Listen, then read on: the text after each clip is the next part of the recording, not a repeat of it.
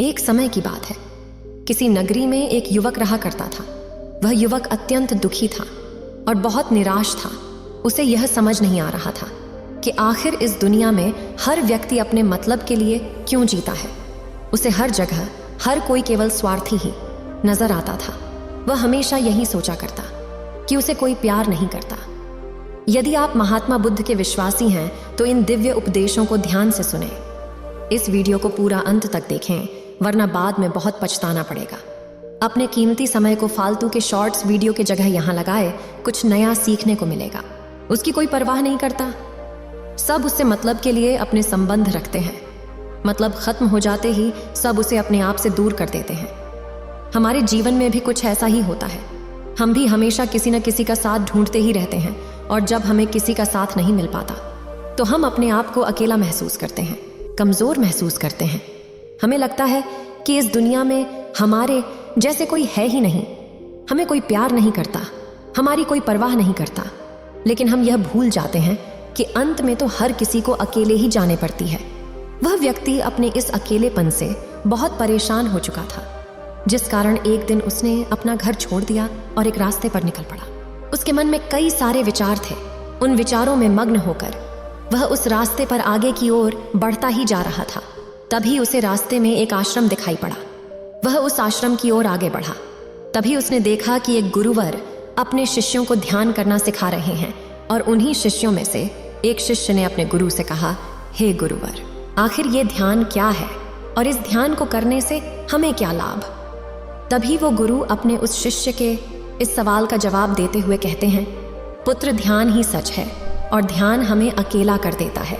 हम जितने ज्यादा अकेले होते जाते हैं उतना ही हम ध्यान में उतरते चले जाते हैं, और यही अकेलापन तुम्हें सत्य के मार्ग पर ले जाता है, तुम्हें सत्य की प्राप्ति करवाता है। वह युवक आश्रम के बाहर खड़े होकर यह सब कुछ देख रहा था, सुन रहा था। जैसे ही उसने उन गुरुवर के मुख से ये सारी बातें सुनी, वो दौड़ा दौड़ा उन गुरुवर के पास आया और कहने लगा, हे गुरुवर, यदि ध्यान में अकेला कर देता है तो इसका मतलब यह हुआ कि मैं इन सब चीजों में श्रेष्ठ हूँ। आप तो ध्यान का सहारा लेकर अकेले होते हैं, लेकिन मैं तो ऐसे ही अकेला हूँ। मेरा ऐसा कोई नहीं है जिसे मैं अपना कह सकूं, जो मेरी परवाह करता हो, जो मेरा ख्याल रखता हो, और मैं अपनी राह पर अकेला ही चलता चला जा रहा हूँ। उस व्यक्ति की ये सारी बातें सुनकर उन गुरुवर ने उस व्यक्ति को ध्यानपूर्वक देखा और उसके बाद उससे कहते हैं, बालक, अगर तुम अकेले हो तो तुम्हारे पीछे तुम्हारा पूरा परिवार, तुम्हारे मित्र, तुम्हारे शत्रु, तुम्हारे सगे संबंधी, इन सब को लेकर तुम कहाँ जा रहे हो? उन गुरुवर के मुख से यह बात सुनकर वह व्यक्ति चौंक उठा और उसने तुरंत ही पीछे मुड़कर देखा तो वहां पर कोई नहीं था। तभी वह उन गुरुवर से कहता है, हे गुरुवर, कौन है मेरे पीछे? कोई तो नहीं। न मेरे परिवार वाले, न मेरे मित्र, न मेरे शत्रु, और ना ही मेरे सगे संबंधी। मैं तो सबको पीछे छोड़ आया हूँ, क्योंकि कोई मुझे नहीं पूछता, कोई मेरी परवाह नहीं करता, कोई मेरा ख्याल तक नहीं रखता, यहाँ तक कि मेरी कोई आवाज़ तक नहीं सुनना चाहता। लेकिन जब किसी के ऊपर कोई समस्या आती है तो वह मुझे अवश्य याद करता है, पर बाकी समय पर वो मुझे पूछते तक नहीं। उन्हें यह तक खबर नहीं होती कि मैं किस हाल में हूँ, मैं जिंदा भी हूँ या नहीं। उन सबको इन सब चीज़ों से कोई फर्क नहीं पड़ता। उन गुरुवर ने उस व्यक्ति की सारी बातें ध्यानपूर्वक सुनी और इसके बाद उस युवा से कहते हैं, बालक, तुम सही कह रहे हो, लेकिन जब तक तुम इन सभी को छोड़कर नहीं आते तब तक तुम भला अकेले कैसे हो सकते हो? वह व्यक्ति एक बार फिर से आश्चर्यचकित होकर पीछे मुड़कर देखता है और फिर उन गुरुवार से कहता है, हे गुरुवर, यहाँ पर तो कोई नहीं है, मैं अकेला ही यहाँ पर आया हूँ। लग रहा है कि आप मेरा मजाक उड़ा रहे हैं। मेरे पीछे कोई नहीं है, आप खुद देख सकते हैं। तो फिर आप ऐसा क्यों कह रहे हैं कि जाओ और इन्हें छोड़ कर आओ? जब मेरे साथ कोई है ही नहीं तो मैं भला उन्हें कहाँ छोड़ कैसे छोड़ दूँ? उस युवक की ये सारी बातें सुनकर वे गुरुवर मुस्कुराने लगे और उस युवक से कहते हैं, बालक, आखिर तुम मुझसे क्या चाहते हो?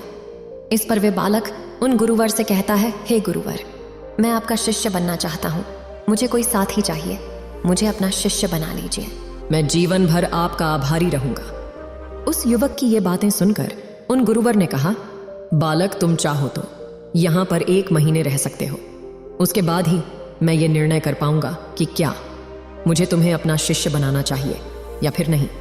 लेकिन तुम्हें मेरी एक बात माननी होगी, तुम इन 30 दिनों के अंदर ध्यान का अभ्यास करना होगा।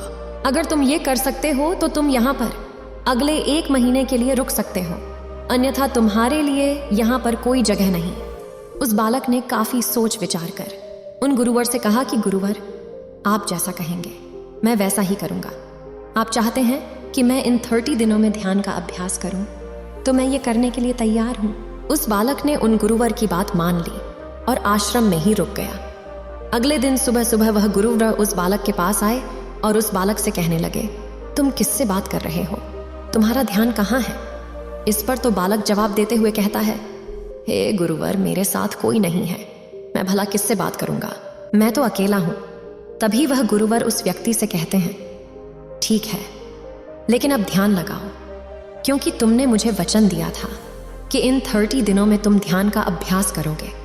उन गुरुवर के कहने पर वो बालक ध्यान करने बैठ जाता है, लेकिन पहले दिन उसे ध्यान करने में बहुत तकलीफें आती हैं, बहुत सारी परेशानियों का सामना करना पड़ता है। यहाँ तक कि वो ढंग से लगातार बैठ भी नहीं पा रहा था। उसके पैर मानो सुन्न सी हो जाते और उसका पैर मानो काम करना ही बंद कर देता। ये सारी बातें वह गुरुवर देख रहे थे। तभी उन गुरुवर ने उस बालक से कहा, बंदे, तुम जितना देर चाहो उतना देर बैठ सकते हो। ये कोई जरूरी नहीं है कि तुम एकाएक लगातार बैठे ही रहो।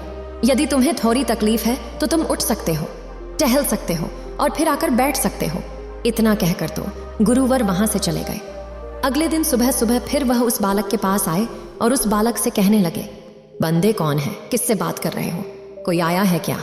उन गुरुवर की इस बात का जवाब देते हुए बालक उन गुरुवर से कहता है, हे गुरुवर, यहाँ पर तो कोई नहीं है, आप खुद देख लीजिए, मैं भला किससे बात करूंगा? तभी वह गुरुवर एक बार फिर उस बालक से कहते हैं, चलो ध्यान का अभ्यास करो। तभी वह बालक उन गुरुवर से कहता है, हे गुरुवर, क्या केवल आंखें बंद करके बैठ जाना, इसे ही ध्यान कहते हैं? अगर इसे ही ध्यान कहते हैं तो यह तो बड़ा ही आसान है और इसे तो कोई भी कर सकता है। केवल आंखें बंद करके बैठना ही तो है। इसका जवाब देते हुए गुरुवर उस बालक से कहते हैं, बालक, केवल आंखें बंद करके बैठ जाना, इसे ध्यान नहीं कहते। ध्यान करने के लिए तुम्हें अपने मन को एकाग्र करना होगा, अपने मन को किसी एक चीज पर लगाना होगा। वह कोई भी चीज हो सकती है, बाहर की कोई आवाज या तुम्हारे भीतर से आने वाली ये सांसें, इन सांसों के अंदर और बाहर होने की आवाज। तुम ऐसी किसी भी चीज पर ध्यान लगा सकते हो जो लगातार वर्तमान समय में घट रही है, ताकि तुम्हारा पूरा ध्यान उस चीज पर एकाग्र हो और तुम्हारा ध्यान कहीं भी भटके नहीं, जिस कारण तुम उस पर ध्यान लगा पाओगे। और एक बात और याद रखना, जब तुम उस चीज पर ध्यान लगाओगे तो तुम्हारा ध्यान हटना नहीं चाहिए। इतना कहकर वो गुरुवर वहां से चले गए। अगले दिन जब वो सुबह सुबह एक बार फिर उस बालक से मिलने आए तो उन्होंने एक बार फिर उस बालक से कहा करते हैं, आज कौन आया है, किससे बात कर रहे हो? बड़ी जोर जोर से आवाज आ रही है। तुम यहाँ पर खुद शांति पाने आए हो या फिर दूसरों को अशांत करने के लिए? वो बालक उन गुरुवर से कहता है, हे गुरुवर, पर यहाँ पर तो कोई है ही नहीं, तो मैं भला किससे बात करूंगा? यहाँ तक कि अभी तक मेरे मुख से एक शब्द तक नहीं निकला है, तो फिर आपको कैसे? जोर जोर की आवाजें आ रही हैं, और जब मैंने एक शब्द भी नहीं बोला तो मैं भला दूसरों के लिए अशांति का कारक कैसे बन सकता हूं? तभी वह गुरुवार उस बालक से कहते हैं, ठीक है, चलो ध्यान पर अभ्यास करो। तभी वह बालक उन गुरुवर से कहता है, हे गुरुवर, मेरा एक प्रश्न है, क्या मैं आपसे पूछ सकता हूं? तभी गुरुवर उस बालक से कहते हैं, पूछो, तुम्हें क्या पूछना है? तभी वह व्यक्ति उन गुरुवर से कहता है, हे गुरुवर, आप कहते हैं किसी भी एक चीज पर ध्यान लगा जो वर्तमान समय में घट रही हो, उस पर अपना पूरा ध्यान लगा दे। लेकिन जब मैं अपनी सांसों पर या फिर किसी ऐसी चीज पर ध्यान लगाने का प्रयास करता हूं जो लगातार घट रही है, तो मेरा ध्यान लगातार नहीं रह पाता। मैं पल पल भटकता रहता हूं। कभी मुझे कुछ याद आने लगता है तो कभी मुझे कुछ और याद आने लगता है। वो पुरानी चीजें, वह पुरानी यादें मेरा पीछा नहीं छोड़ती। आपके कल यहाँ से चले जाने के बाद मैंने ध्यान करने के लिए बहुत प्रयास किया, लेकिन वह पुरानी यादें बार बार मुझे याद आ रही थी, जिस कारण मैं एक चीज पर ध्यान लगा ही नहीं सका। तो अब मुझे क्या करना चाहिए? उस बालक की ये सारी बातें सुनकर गुरु मुस्कुराने लगे और वहां से चले गए। उन गुरुवर की हंसने की वजह उस बालक को समझ नहीं आई। अगले दिन सुबह सुबह एक बार फिर वह गुरुवर उस बालक के पास पहुंचे और कहा, बालक, ये तुम क्या कर रहे हो? इतना आलस, चारों ओर आलस ही आलस फैला हुआ है। अपने पास से आलस को भगाओ, अन्यथा ये तुम पर हावी हो जाएगा और फिर तुम हमेशा इसके अधीन बनकर रहोगे।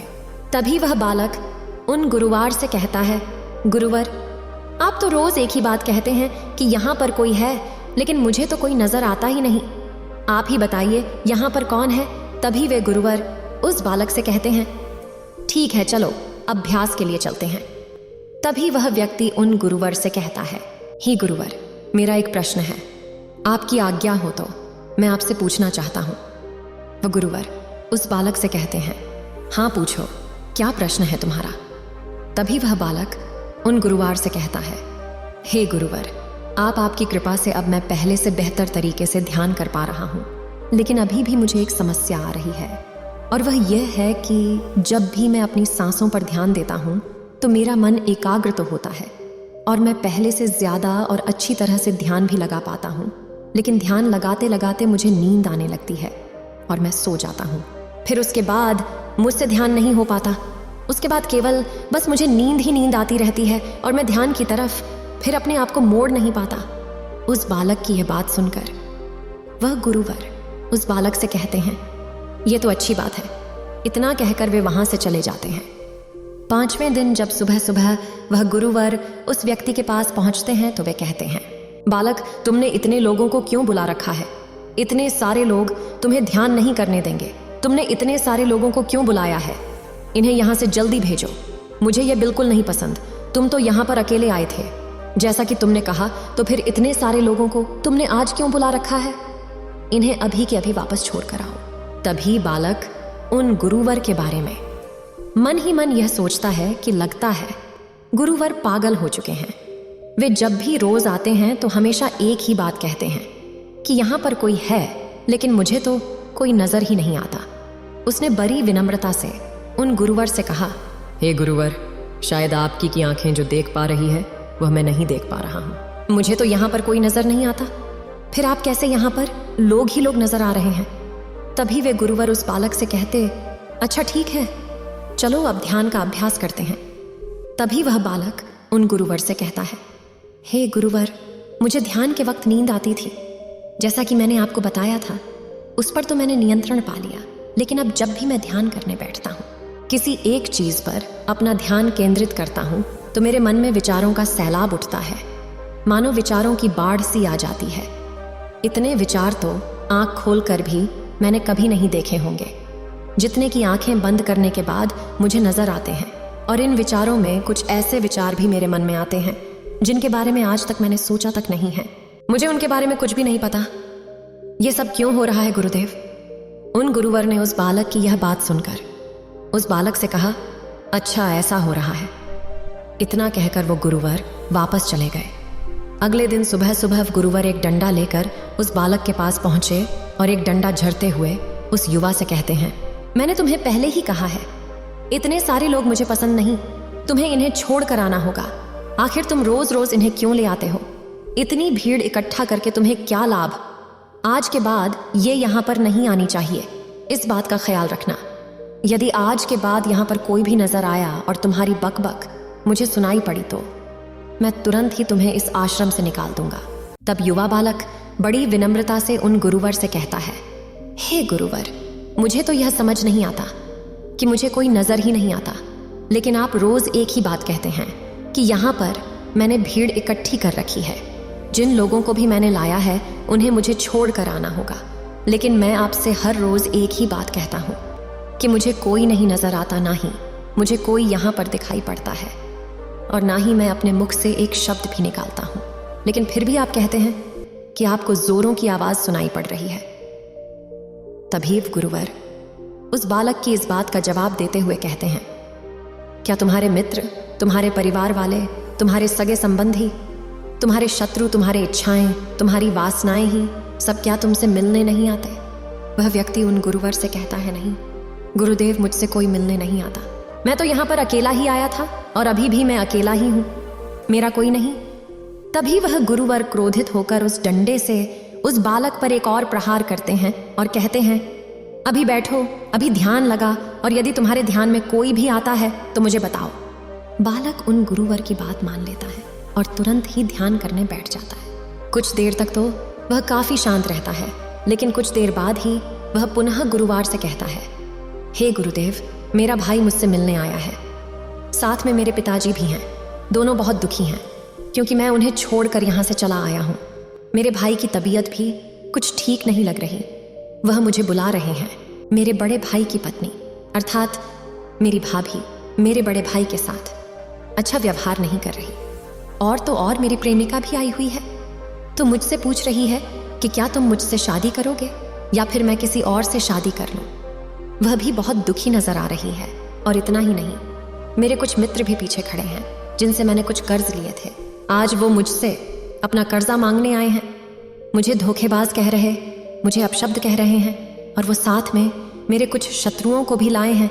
लेकिन मेरे शत्रु मुझे मारना नहीं चाहते। वो तो ये कह रहे हैं कि तू तो पहले से ही मरा हुआ है, तुझे और क्या मारना। इतना कहकर वो बालक कुछ देर के लिए शांत हो गया, लेकिन उसी के बाद फिर कुछ देर बाद वह एक बार फिर से उन गुरुवर से कहने लगा, हे गुरुवर, अब मेरे पास एक बहुत बड़ा घर है। इसे मैंने खरीद लिया है। मैं, मेरे पापा, मेरी माता, मेरा भाई, मेरी भाभी, सभी इसमें बहुत मिलजुल कर रह रहे हैं। हम बहुत खुश हैं।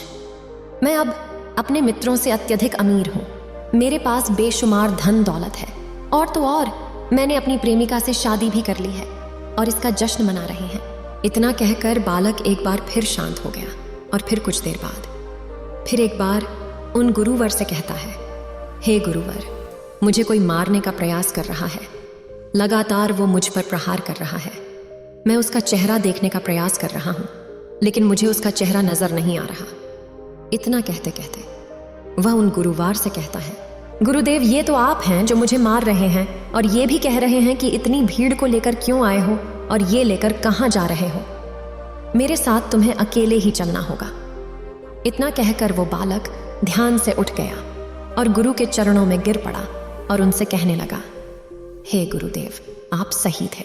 आप जो हमेशा कहते थे कि इस भीड़ को लेकर मैं कहां जा रहा हूं, आप हमेशा यह कहते थे कि इन सब को छोड़ कर आओ, लेकिन मुझे कोई नजर नहीं आता था। लेकिन आज मैंने उन सब को देख लिया जिन्हें मैं अपने साथ लेकर आया था, जिन्हें मैं अपने साथ लेकर घूम रहा था। हर कोई मेरे साथ ही है, मेरे पास है। लेकिन मैं ये सोच रहा था कि आखिर मैं इतना बेचैन क्यों हूं, और मेरी बेचैनी की वजह क्या है। उस व्यक्ति की ये सारी बातें उन गुरुवर ने ध्यानपूर्वक सुनी और उसके बाद वहां से चुपचाप उठकर चले गए। उसके बाद से वो गुरुवर उसके पास कभी नहीं आए। लेकिन वह बालक हर रोज ध्यान का अभ्यास कर रहा था, और पूरे 1 महीने बाद जब वह उन गुरुवर के पास पहुंचा तो उन गुरुवर से कहने लगा, हे गुरुवर, जैसा कि आप कहते थे कि मैं हमेशा अपनी भीड़ को अपने साथ लेकर घूमता हूं, तो आज मैंने उस भीड़ को विदा कर दिया है और अब मैं बिल्कुल अकेला। मेरे साथ कोई नहीं है, मेरे साथ आप भी नहीं हैं, यहां तक कि मैं खुद अपने साथ नहीं हूं। मैं एक परम शांति महसूस कर रहा हूं। अब मुझे ऐसा प्रतीत होता है कि अब मेरे जीवन में कोई समस्या नहीं है, कोई समाधान नहीं है। मैं बहुत हल्का महसूस कर रहा हूं, मैं बहुत अच्छा महसूस कर रहा हूं, और इस शांति में जो आनंद है वह इसका क्या कहना।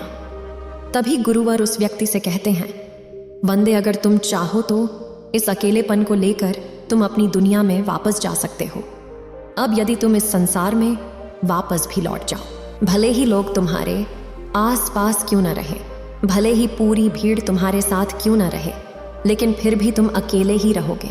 फिर चाहे वो तुम्हारे रिश्तेदार हो, सगे संबंधी हो, परिवार वाले हों, तुम्हारे मित्र, तुम्हारे शत्रु, तुम्हारी भावनाएं या फिर तुम्हारी प्रेमिका, इन सब के साथ रहकर भी तुम पूर्ण रूप से अकेले ही रहोगे। और इतना ही नहीं, तुम्हारे जीवन में जब भी कोई बुरी परिस्थितियां आएंगी तब भी तुम बिल्कुल अकेले और शांत रहोगे, और तुम हर परिस्थितियों का समाधान निकालने में भी अब पूरी तरह सक्षम हो चुके हो। और यदि अब तुम चाहो तो मैं तुम्हें अपना शिष्य बना सकता हूँ, क्योंकि हो सकता है तुम्हें यह लग रहा हो कि 30 दिन तो पूरे खत्म हो चुके हैं, लेकिन ध्यान का मार्ग तो अभी शुरू हुआ है। और याद रहे कि अभी तो बहुत कुछ सीखना है। जानना है लेकिन कुछ रखना नहीं है। ये मार्ग अभी शुरू हो रहा है और ये मार्ग अति लंबा है और इस मार्ग की शुरुआत शांति से ही होती है। तभी वह बालक उन गुरुवार को प्रणाम करता है और उनसे कहता है, हे गुरुवर, मैं अपने घर वापस लौटना चाहता हूँ, अपने उस संसार में वापस जाना चाहता हूँ ताकि मैं अपनी जिम्मेदारियों को निभा सकूं और साथ ही साथ इस मार्ग पर भी आगे बढ़ सकूं, यदि आपकी आज्ञा हो। इतना कहकर बालक शांत हो गया। तभी वह गुरुवर मुस्कुराने लगे और उस व्यक्ति से कहते हैं, वंदे, मन शांत हो तो सब हो सकता है। तुम संसार में रहकर भी अकेले रह सकते हो, लेकिन एक बात याद रखना कि हमें सीखना बहुत कुछ है, जानना बहुत कुछ है, लेकिन रखना कुछ भी नहीं। अब तुम जा सकते हो, तुम्हारा कल्याण हो। आप आज के इस वीडियो से ज़रूर कुछ न कुछ सीखा होगा। उम्मीद है आप सभी को यह वीडियो अच्छी लगी होगी। अगर आप बुद्ध के सच्चे विश्वासी हैं तो चैनल को सब्सक्राइब और वीडियो को लाइक करके कमेंट में नमो बुद्धा लिख दीजिए।